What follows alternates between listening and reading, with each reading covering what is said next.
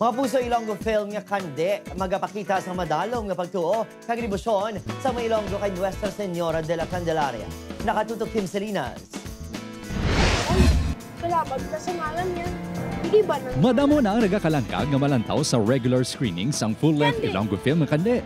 Ngay pagwa sa bulan sang Pebrero subong nga tuig. Istorya ini sang pagpauli ni Timothy sa Iloilo agud atubangon ng iya nakaligad.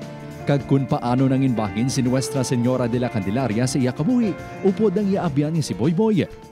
Ang pelikula ang ginabidahan man sang Ilonggo actors. Isa na diri si Sunshine Teodoro nga lead actress. Handom sini nga ipakita nga world-class man ang acting sa mga Ilonggo. Right after mag-shoot, parang it's on.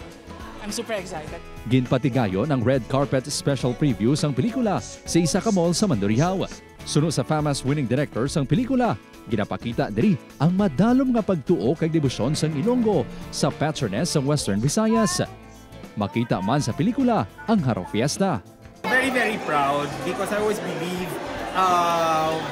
there's so much power in being an Ilonggo. With this film then, I mean like it shows that yes, we can do it. And we can do a full-length film na all hiligaynon.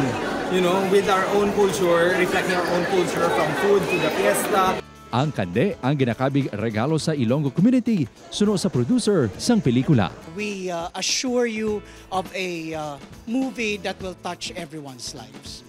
Upod Kerumel Porquia, Kim Salinas, One Western Visayas.